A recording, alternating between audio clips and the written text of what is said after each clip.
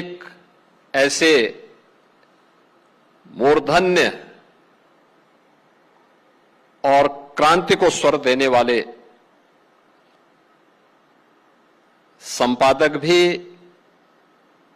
और रिपोर्टर भी दिए, जिन्होंने देश के लोकतंत्र के गले को घोंटने नहीं दिया था। भारत में लोकतंत्र की बहाली के लिए अपना सब कुछ न्यौछावर करने के लिए उस समय आगे आकर के अपना योगदान दिया। अगर हम इस पूरी श्रृंखला को देखते हैं तो हम लोग इस निष्कर्ष पर पहुंचते हैं कि लोकतंत्र का जो आधार है वह केवल विधायिका, न्यायपालिका या कार्यपालिका ही नहीं है। मीडिया की भी उसमें उतनी ही सशक्त भूमिका है। मीडिया की भूमिका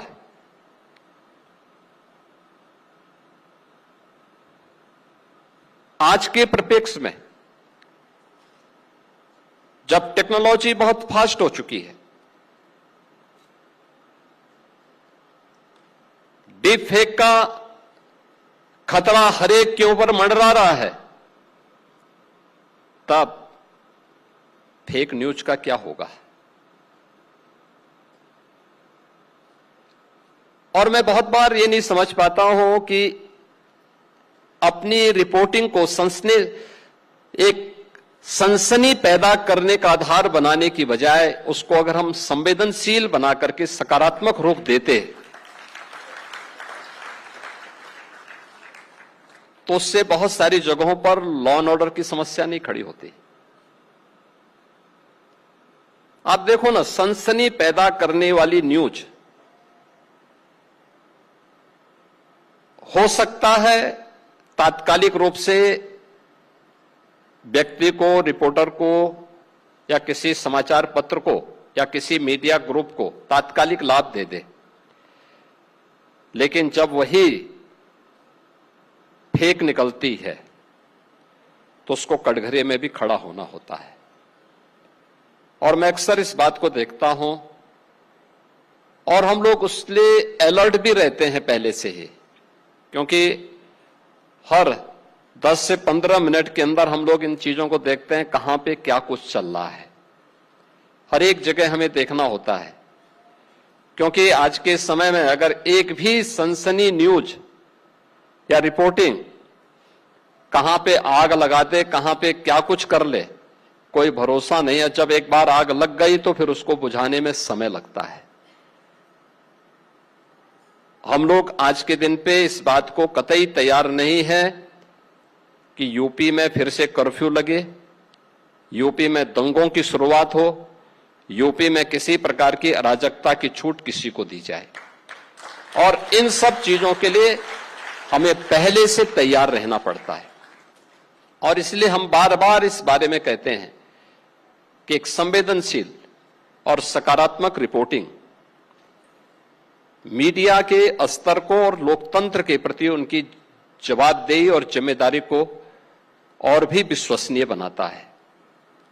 और उन स्थितियों में मैं अमर उजाला परिवार को इस बारे में 78 वर्ष की इस यात्रा के लिए हृदय से बधाई देता हूं कि उन्होंने उस विश्वसनीयता पर खरा उतरने का प्रयास किया है और वर्तमान की चुनौतियों के साथ अपने आप को तैयार किया है। आज से 9 वर्ष पहले जब हम लोगों ने उत्तर प्रदेश के अंदर शासन की बागडोर प्रधानमंत्री मोदी जी के आह्वान पर उत्तर प्रदेश वासियों ने भारतीय जनता पार्टी के हाथों सौंपा था, उस समय हमारे सामने चुनौतियां थी। चुनौतियां इस बात की भी थी और मैं ये नहीं समझ पाया कि मुझे यूपी क्यों भेजा जा रहा है, क्योंकि मैं तो एक सांसद था, स्वच्छंद था, बेरोक टोक अपने कार्यक्रमों के साथ जुड़ा रहता था। और यूपी भेजने का मतलब भी नहीं था, क्योंकि मैं तो एमएलए का चुनाव भी नहीं लड़ा था। लेकिन हम लोग आए थे क्योंकि यूपी की समस्या को मैं जानता था। मैं जानता था यूपी में हर दूसरे दिन दंगे होते हैं। मैं जानता था यहां पे हर जिले में सत्ता का समानांतर एक माफिया सत्ता संचालित होती है और उसी के इशारे पर वहां का पूरा सिस्टम कार्य करता है। मैं जानता था कि यहां पे हर व्यक्ति, चाहे वह शिक्षक हो, चिकित्सक हो, व्यापारी हो या समाज से जुड़ा हुआ कोई भी सज्जन प्रवृत्ति का व्यक्ति, वह स्थानीय गुंडों को गुंडा टैक्स देने के लिए मजबूर है। और मैं ये भी जानता था कि इस प्रदेश में बेटी सुरक्षित नहीं है, क्योंकि पश्चिमी उत्तर प्रदेश में तो हर उस परिवार ने, जिसके परिवार में कोई बेटी होती थी, वह 10 बार सोचता था। फिर बेटी बड़ी होती थी तो उसको पढ़ाई करने के लिए क्या करना है, घर के बाहर, दूर प्रदेश के बाहर, या तो छात्रावास में या रिश्तेदारी में उस बेटी को पढ़ाने के लिए भेजते थे।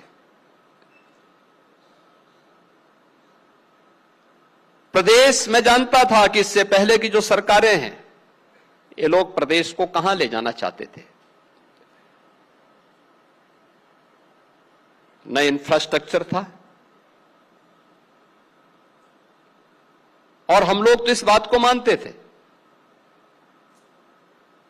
कि भाई आप देश के अंदर कहीं से भी आएंगे, उत्तर प्रदेश की सीमा का अंदाजा आपको लग जाएगा। जहां सड़कों पर गड्ढे दिखाई देने लग जाएं और चलना थोड़ा कठिन हो जाए,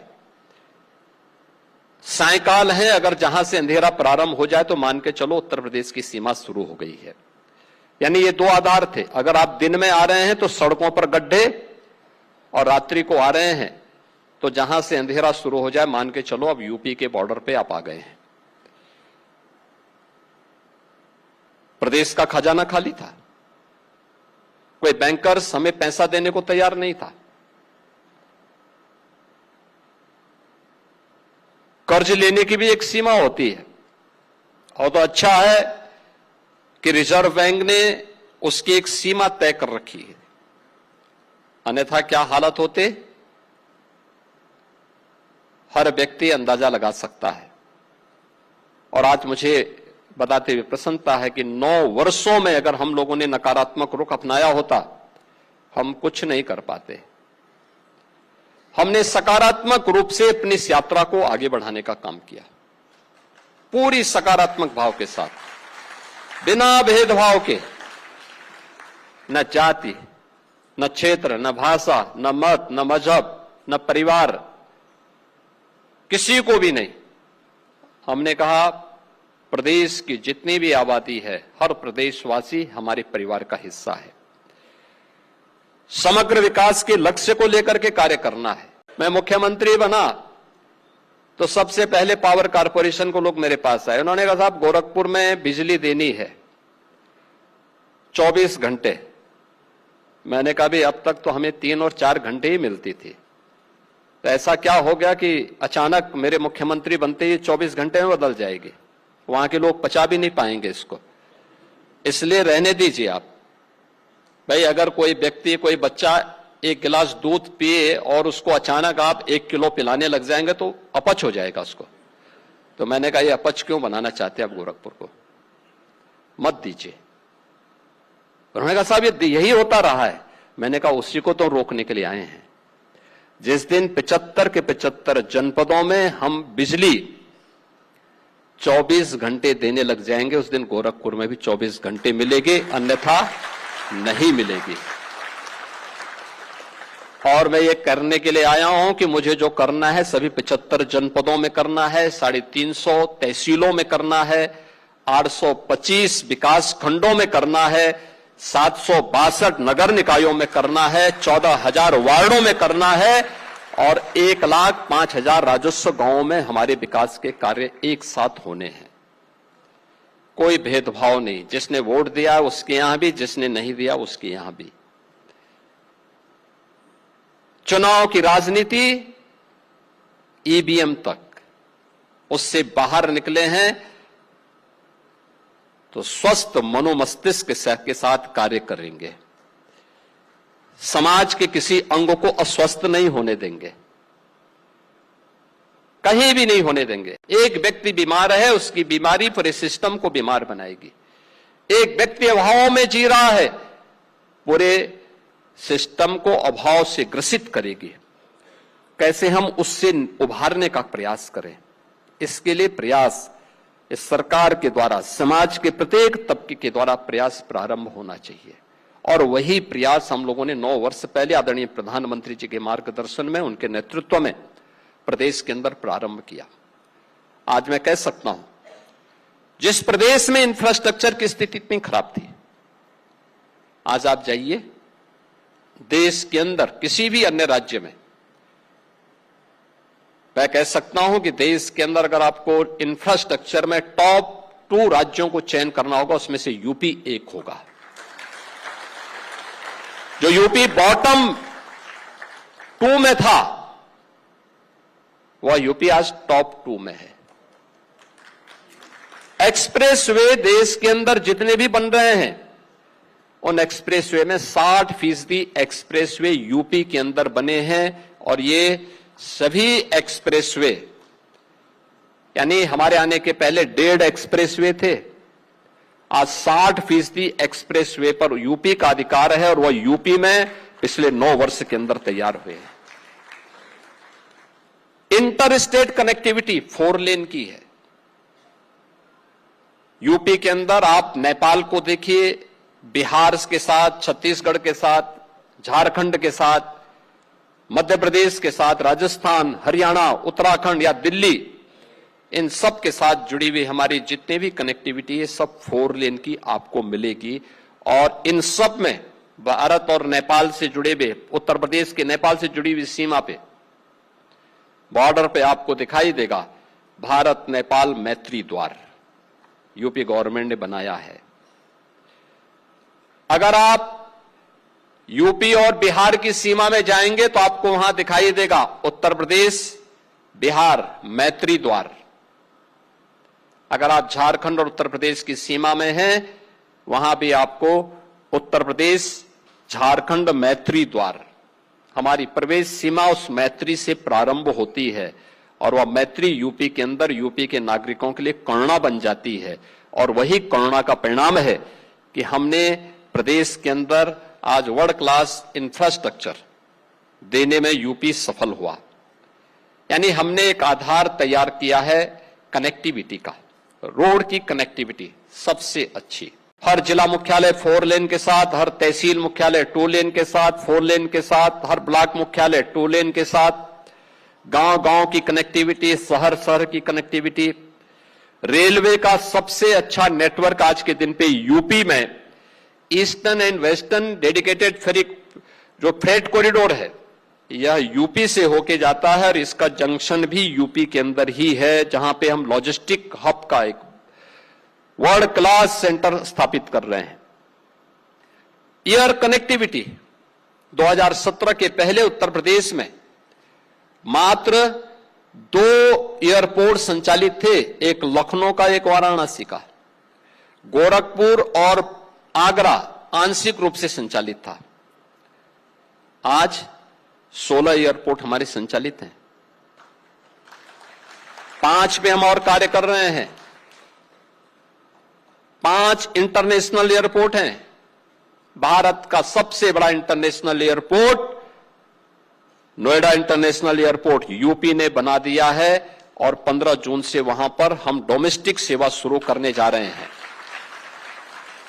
भारत का सबसे बड़ा एक्सप्रेसवे गंगा एक्सप्रेसवे, अभी गत माह ही प्रधानमंत्री जी के कर कमलों से उसका लोकार्पण हो चुका और राष्ट्र को समर्पित हो चुका है। यूपी देश का पहला रैपिड रेल यूपी के अंदर संचालित हो चुकी है। यूपी देश की नंबर 1 इनलैंड वाटरवे वाराणसी से हल्दिया के बीच प्रारंभ हो चुकी है। सबसे अधिक सिटी में मेट्रो का संचालन आज यूपी कर रहा है। 7 सिटी हमारी ऐसी है जहां पे मेट्रो का संचालन हो रहा है। यह हम लोगों ने प्रदेश के इंफ्रास्ट्रक्चर के लिए पहले प्रारंभिक चरण में इस कार्यक्रम को आगे बढ़ाया। प्रदेश के अंदर प्रदेश की बीमारी को दूर करने के लिए वेलफेयर की स्कीम को हमने प्रभावी ढंग से लागू कराया। आप सोच रहे होंगे, यूपी जैसे राज्य में हमने 9 वर्ष में 65 लाख गरीबों को एक एक मकान बना करके दिया। 65 लाख। लोग जब सुनते हैं बोलते हैं साहब 65 लाख या 65,000। मैं कहता हूं 65 लाख। आप गिनते जाइए, लेकिन हमने ये मकान बना करके उन गरीबों को समर्पित कर दिया है। आज वहां पर वे लोग रहते हैं। 2,61,00,000 गरीबों के घर में शौचालय बनाए गए। आप सोचिए, सब लोग सड़कों पर पहले शौच करते थे, कितनी गंदगी रही होगी। ये हाल थे। आज सबके अपने घर में शौचालय है। ये शौचालय ही नहीं बने हैं, नारी गरिमा की रक्षा भी हुई है, बीमारियों से मुक्ति मिली है। प्रदेश में 10 करोड़ लोगों को आज के दिन पर हम आयुष्मान भारत के अंदर और मुख्यमंत्री जन आरोग्य योजना के अंतर्गत मुफ्त में स्वास्थ्य की सुविधा उपलब्ध करवा रहे हैं। 5 लाख रुपए की स्वास्थ्य बीमा का कवर उन परिवारों को हम लोगों ने उपलब्ध करवाया है। 15 करोड़ लोगों को फ्री में राशन की सुविधा का लाभ।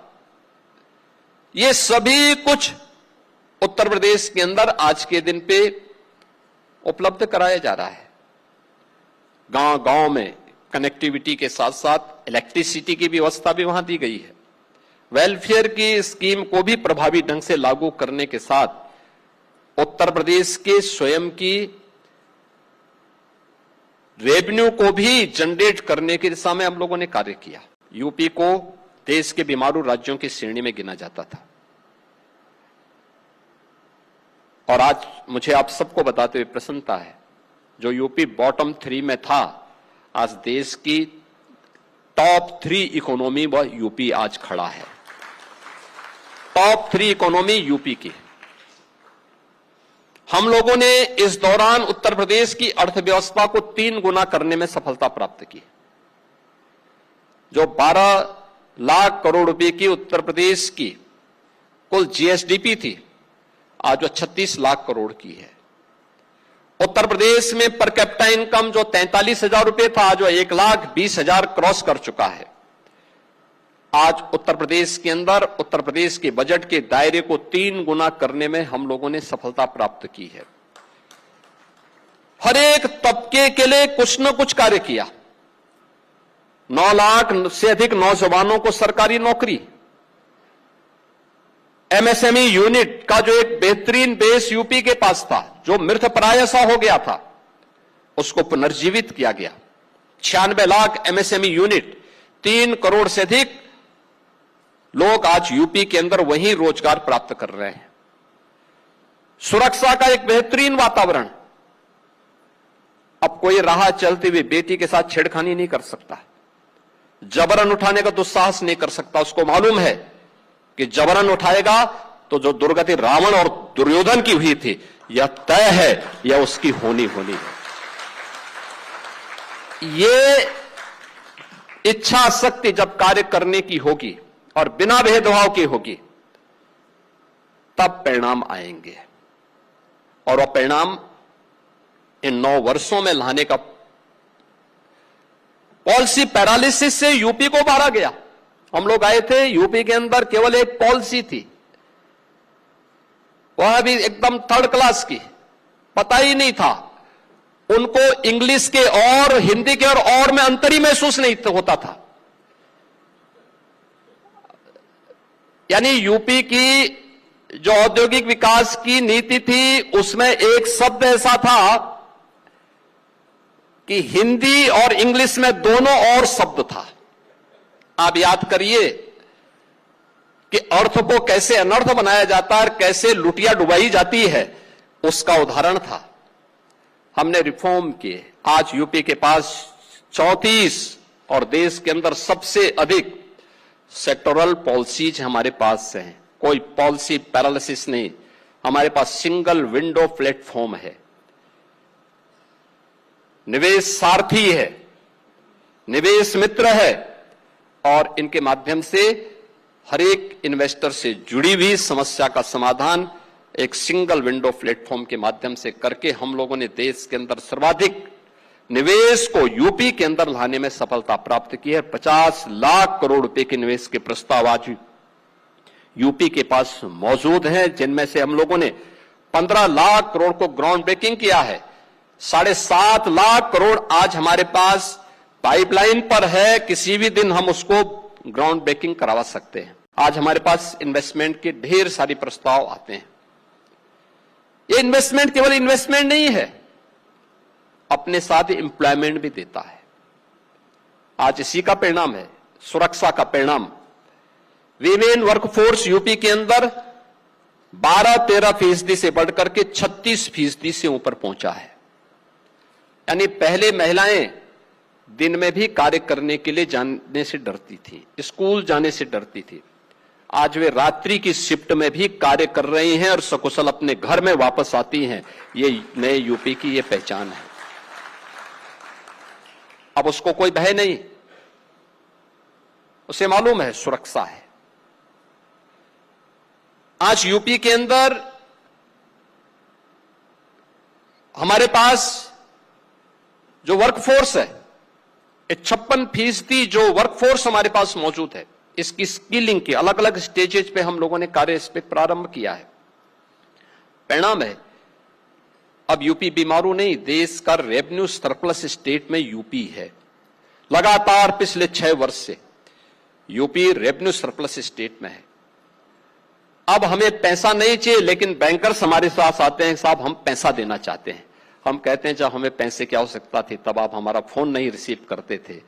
आज हमारे पास आने की आवश्यकता नहीं, हमने अपना इतने रेवेन्यू रिसोर्सेस हमने यहां पे पैदा कर दिए हैं कि अब यूपी को किसी के सामने हाथ फैलाने की नौबत नहीं आएगी और अनलिमिटेड पोटेंशियल के स्टेट के रूप में यूपी अपनी एक शानदार यात्रा के साथ आगे बढ़ चुका है। मित्रों, करने की इच्छा शक्ति होनी चाहिए और सब कुछ हमारे पास था, पहले भी था। और मैं मानता हूं यूपी का नाम ऐसे ही यूपी नहीं रहा। यहां की राजनीति ने, ये जातिवाद की राजनीति ने, ये परिवारवादी राजनीति ने, ये भेदभावकारी राजनीति ने उत्तर प्रदेश को बीमारू बनाया था। इसने यूपी के नौजवानों के सामने पहचान का संकट खड़ा किया था। इसके कारण उत्तर प्रदेश का हर नागरिक अपनी पहचान के लिए मोहताज रहता था, जबकि यूपी के अंदर वह सब संभावनाएं पहले भी थी। यूपी जैसा कृषि का क्षेत्र किसके पास है देश और दुनिया में? अकेले यूपी एक राज्य है जिसके पास 86% से ज्यादा लैंड सिंचित है। दुनिया के अंदर कहीं नहीं मिलेगा। विकसित देशों में भी यह प्रतिशत 15 से 20% से अधिक नहीं है। यूपी के पास 86% लैंड सिंचित है। एक नहीं 3-3 फसल ले सकता है किसान, ले रहा है। तकनीक के साथ जोड़ करके सरकार थोड़ा भी सपोर्ट कर लेगी, हमारा अन्नदाता किसान कैसे पूरी दुनिया का पेट भरने का उत्पादन कर सकता है, आज ये यूपी के अंदर हो रहा है।